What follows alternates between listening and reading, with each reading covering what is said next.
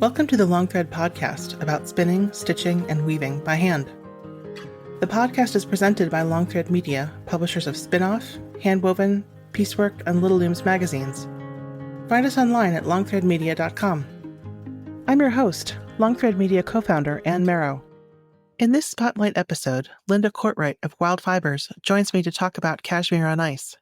Long Thread Media is excited to partner with Wild Fibers on this project and contest that celebrates the UN's International Year of Glaciers Preservation. So, Linda, it's always great to see you.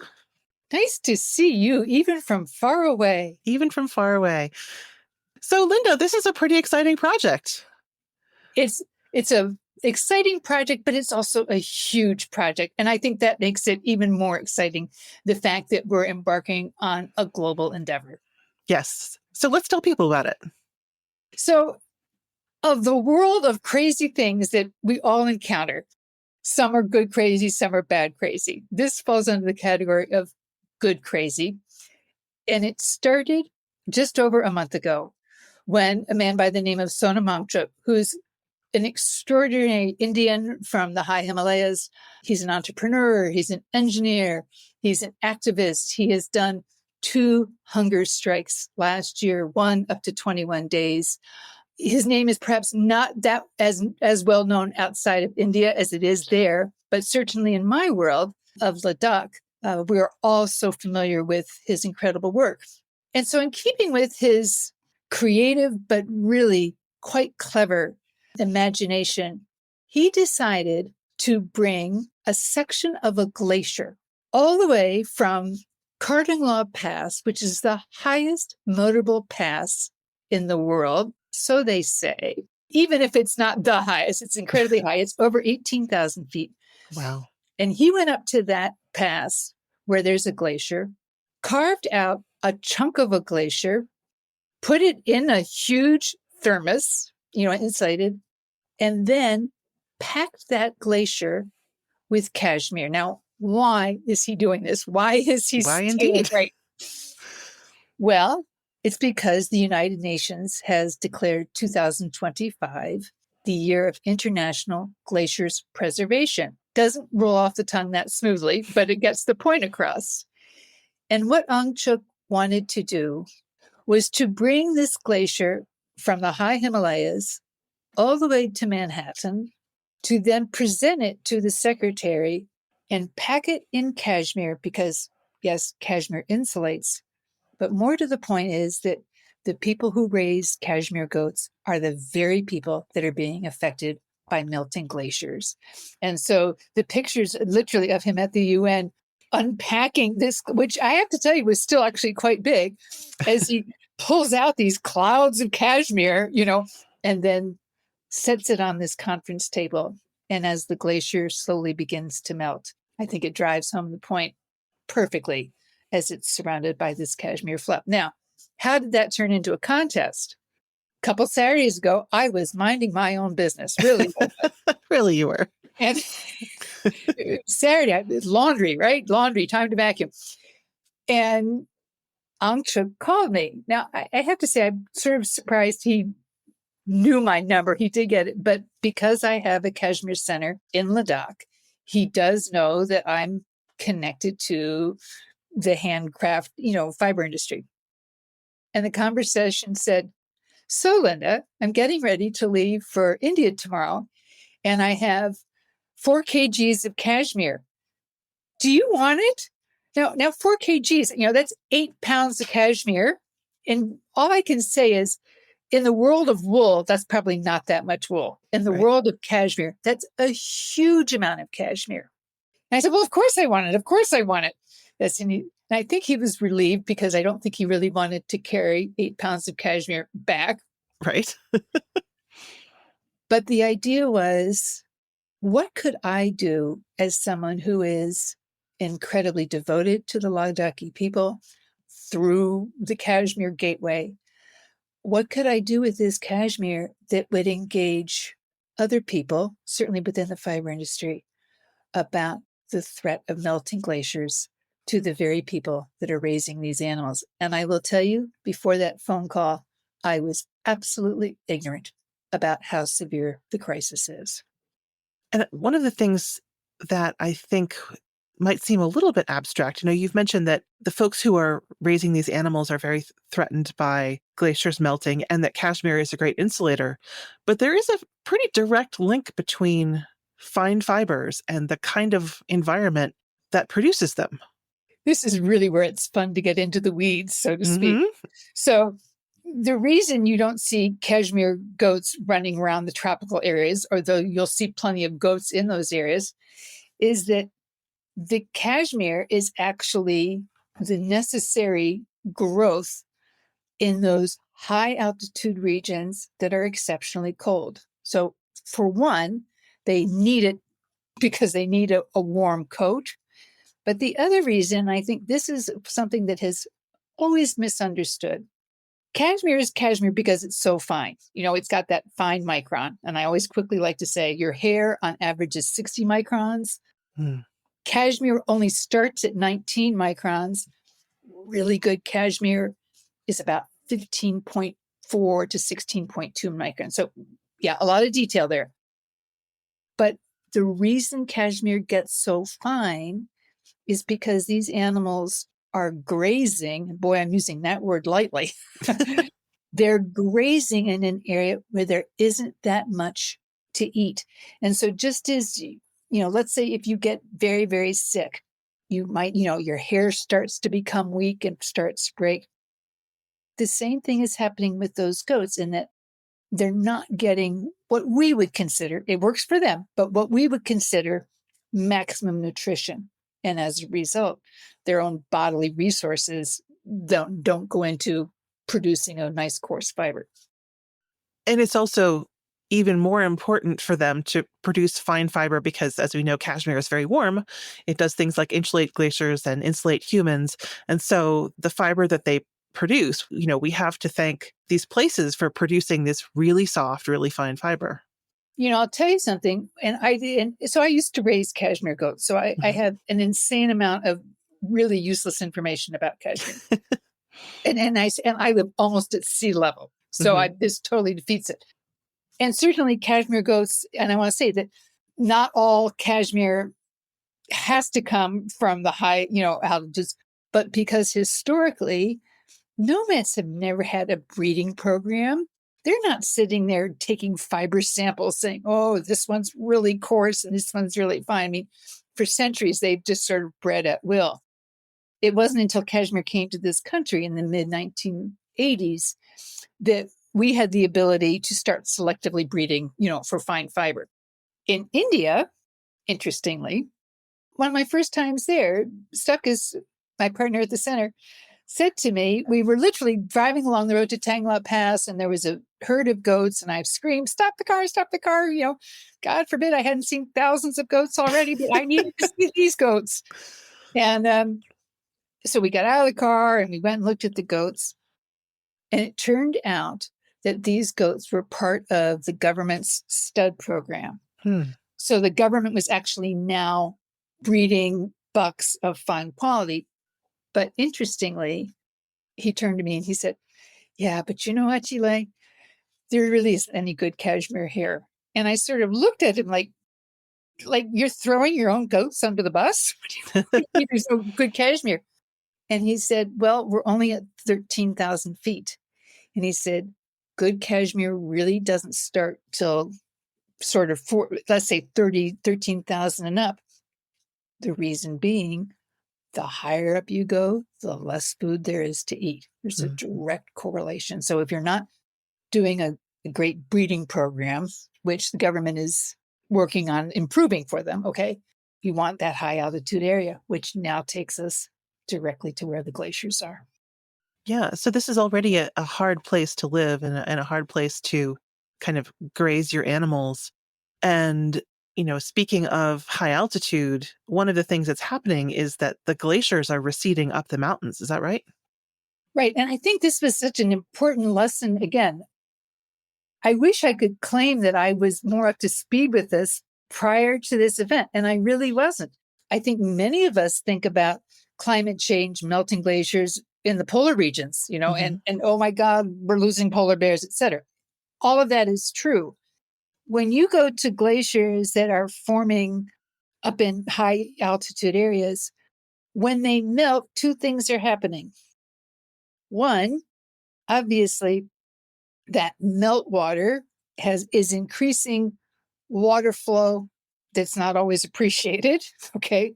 But two, and this was the real duh moment for me, is if that glacier recedes by 100 feet, 200, whatever that is, that means the herders are now having to take their animals that much higher up, which means they have to struggle that much more to reach that source. All right. And what has happened in the past several years, and not only in the Himalayas, but in South America, is that extra distance that they have to travel. And a couple 100 feet, when you're already at 17,000 feet, might as well be a couple extra miles, right? Yeah. That extra distance they're having to travel is proving to be too much for many of the pregnant does. So now we're seeing a much higher mortality rate through both premature births and then low survivability at birth. So the effects are already taking place. It's happening. And as I say, I did not look at it from the standpoint of you have to walk that much harder for your bucket of water. Yeah, I think that people think about just, the water going away and not necessarily. But you also mentioned, the melting itself can have catastrophic effects. We have washouts here in the States, but the glaciers melting and releasing more water at the wrong times has just devastating effects. It also has a really cool acronym. So there's this acronym called GLOF.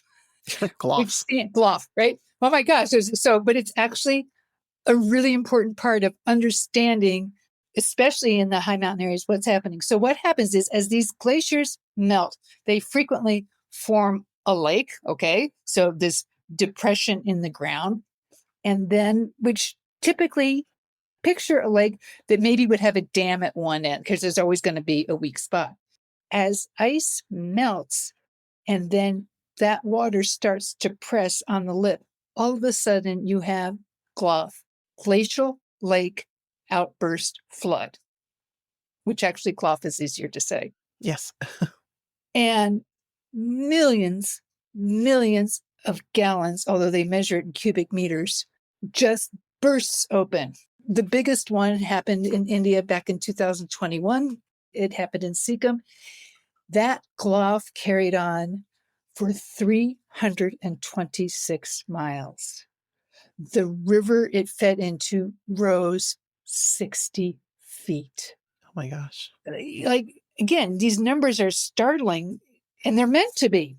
Imagine living in your village where, and it happened in Leh in 2010, where all of a sudden this huge raging water comes just flooding through the city, destroying everything and everyone.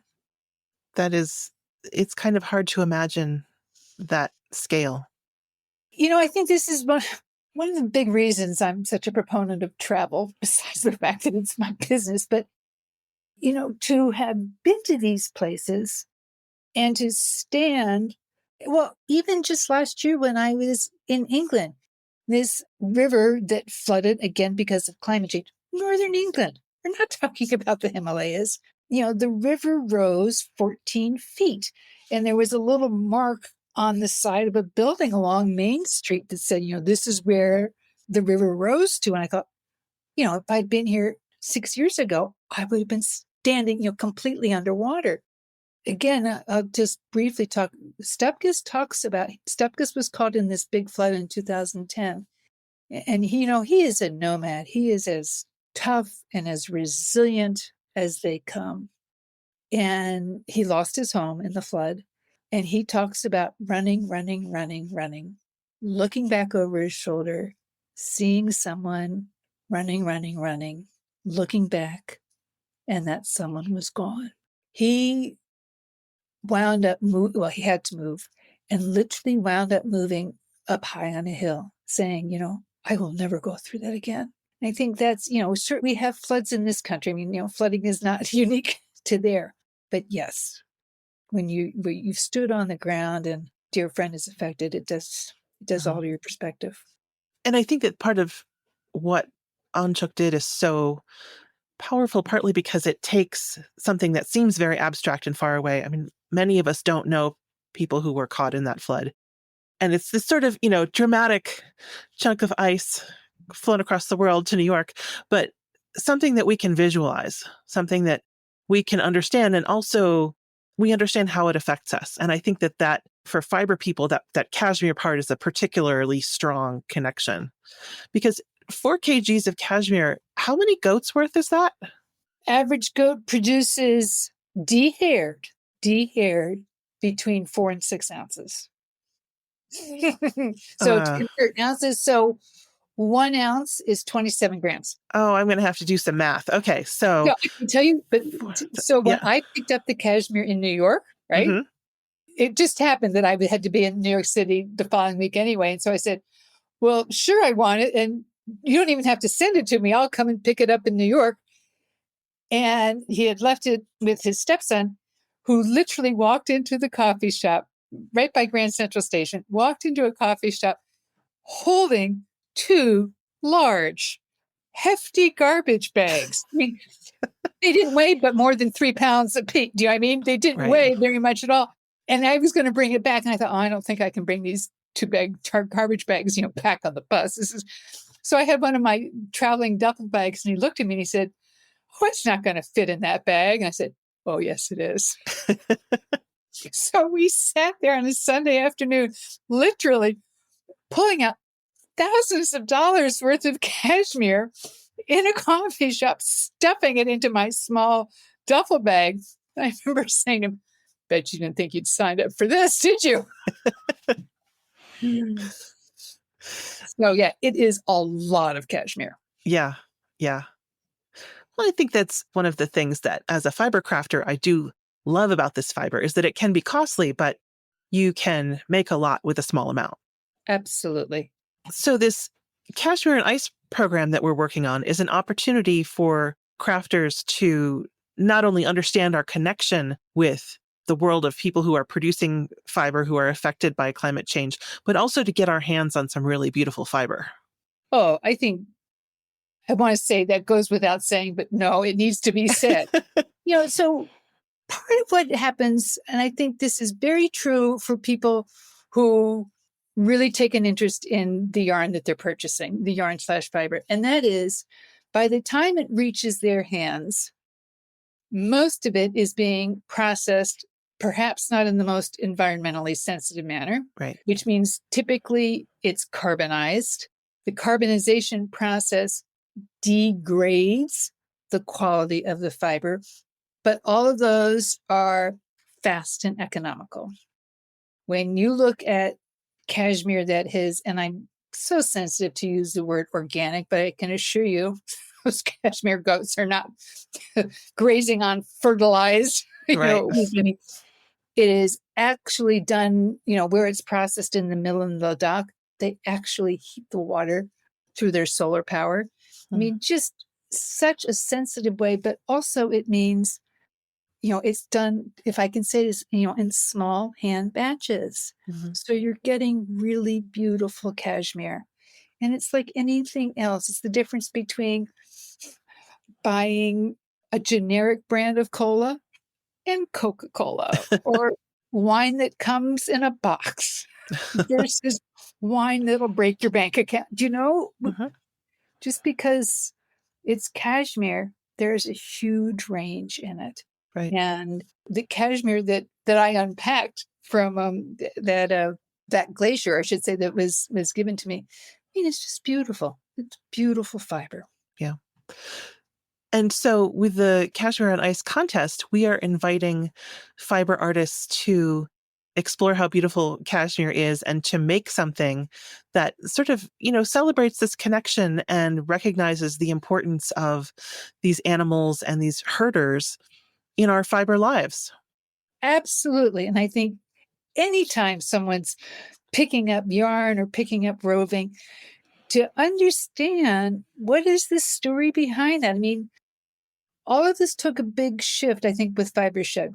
Fiber shit certainly brought in awareness here in the US, but certainly with 20 years of, running around the world with Wild Fibers magazine, my goal has always been that people understand that human lives are making this happen and now are at risk because of it. Yeah. And that's part of what you want to do, just to create more meaning to anything you're going to spend hours working on, right? Yeah. All of these things do go back to a person or a couple of persons and a beast or a couple of beasts. This is the connection between us might get long and stretched out, but on each end, there's kind of an individual. There's a breathing creature.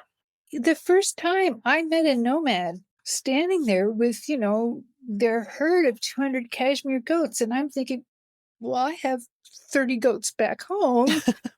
But yes, to see what they go through in today's world in 2025, to understand that that way of life is still very much intact, but diminishing for sure. It is not easy to be a cashmere goat herder, not one little bit. Yeah.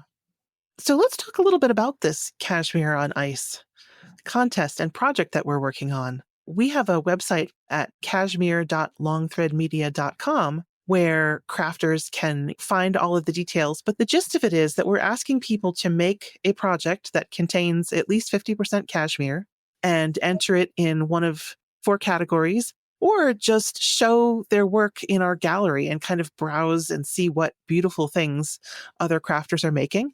And to sort of use that as an opportunity to, think about our connection to the people who are making this beautiful fiber. Absolutely. And I think because cashmere typically is a little bit higher priced, people are initially are hesitant. But one of the big reasons, I think we both are excited, we both agree, is that this UN initiative is a really valuable way to not only remind people of their own actions, Yeah. but also to serve, as you said, a connection with people who are already being threatened by it. And who would think that this luxury fiber had such a big story and one that's so timely in today's environmental sensitivity. Right. So it's essentially kind of a collective action that we're inviting people to join us on. That also happens to have a contest and prizes, but it's being part of our fiber community, supporting and also providing a bit of a market or supporting our market for fine fibers. Yeah, absolutely. I mean, I think the fiber community historically has always been vested in good deeds, right? Yes. I might say it's also just another excuse to whip up another project. But no, for that matter, yes, to create something. Here is this shawl that I've designed, or here's something needle felted out of cashmere. This represents my efforts to acknowledge this global initiative. That's got to make you feel good, just right at the outset. But I also love the idea of, and people have been asking me all sorts of, Linda, what do you think of doing this idea? What do you think of doing that idea? I love the idea that the contest allows for some creativity, not just in terms of how well are you stitching, but how does this object necessarily represent the crisis at hand? It really takes your fiber artist skills to a new dimension. And whether it's something wearable or something home decor or something, an art piece, we're inviting all kinds of different projects, and it just has to be 50% cashmere or more. So it can even be a blend. Oh, absolutely. And I think, and again, that encourages creativity as well. And also, cashmere is not the only fiber blown. Well, cashmere does get blown off the go. Cashmere is not the only fiber that comes from high altitude areas. You've got all of your camelids in South America, alpaca, llama, guanaco, vicuña. They are equally under threat from melting glaciers as well. Right. You were telling me about llama farmers that you know of in Bolivia who have taken on a pretty extraordinary new role. Yeah. So again, I could not have answered this question 6 months ago, but that's part of that alone says that the process is working, right? So because of, and I'm hesitant to quote numbers up for fear I'm going to misquote. So let's just say a lot of glaciers have gotten a whole lot smaller, Right. particularly in South America. And as a result, llama farmers on the Bolivian side of Lake Titicaca are actually abandoning their herds and now going into raising trout, because guess what? Melting glaciers means there's more water flowing in the rivers. So from a financial standpoint, good for them. But culturally, where so many of these people have been, llama farmers, alpaca farmers, whatever, for generations, it truly is in their blood. And as I've researched it, they do not make this change from fiber to fish Right. easily. No. It's a choice that they're being forced to make, Mhm. as much as you can say force behind a choice. But yeah. Yeah. I mean, Linda Ligon spoke with an alpaca farmer that she has a friendship with who expressed something very similar. And an alpaca farmer up at the high altitude in the Andes, that same sort of, I don't think he was particularly moving to trout, but we have an interview with him on our website that I'll link to. And of course, there's the musk oxen in North America. When we think about glaciers, you're right. We do think about the poles, but even in countries that we think of as being warm, Central South America, the northern part of South America, which is near the equator, still has some pretty cold places. India has some pretty hot places, but also still glaciers. Interestingly, I did not know this. So the country with the highest concentration of glaciers is Pakistan, which is right next to India. But I think so often, we're presented with melting. So, well, the glaciers are going to melt and the sea's going to rise and Miami's going to be underwater. It's always a little bit removed from us. It's not, it doesn't feel immediate. And I think part of what has really gripped me going back to Angchuk is that, yes, people are already in the deadly throes of it. And to the extent that we can, through this contest, drive up some demand, that is absolutely to their benefit, no doubt about it. Mm-hmm. I think that, awareness seems a little bit abstract, but people can't begin to take action unless they understand the real consequences of what's happening, and personally, the consequences of what's happening. That's just the way we humans are, until it's right up staring us in the face. We have an incredible ability to deny or say, I'm not involved. Angchuk was quite vocal when he went to the UN, and his message, and I'll quote him. I mean, he said to the UN, we would ask the people in the city, and he refers to city people just because of how much pollution comes out of traffic. We would ask the people to live simply in the city so that we in the mountains can simply live. Mm-hmm. And you talk to, again, I don't want to make a huge generalization, but many nomads have never been to school. They certainly have never been in a biology lab. They don't understand, but I will tell you, they understand the earth far better than people with PhDs do. And when you talk to them about climate change, their response goes to religious beliefs, a sense of karma. But more and more, as Angchuk says, he knows that the people in the Himalayas are suffering because of the actions of others. Mm-hmm. And boy, that puts a knot in your stomach, because he's spot on. Yeah. And I don't think that this episode will be out by the time your exciting handmade project is revealed, but you are commemorating this project on your own at the Maryland Sheep and Wool Festival. I am convinced that I'm going to be the first person in the Sheep and Wool's. I think it's 50 years old. 50. It's definitely 40, but part of me thinks, Mary, I'm sure I'm going to be the first person there who is going to have a handmade mountain range and glacier on display, which I have been creating, let's say, a lot over the last 3 weeks. It's been a lot of fun, sort of making these mountains and making fake snow. It requires no editorial talent whatsoever.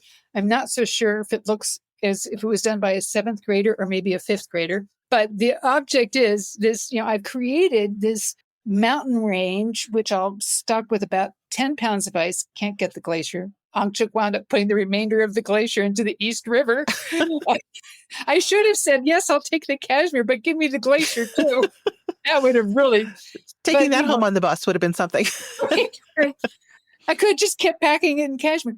But yeah, I mean, I'll have this 10-pound mound of ice that will be slowly dripping into my 7th grade science project, the Maryland sheep and wool, because you know what?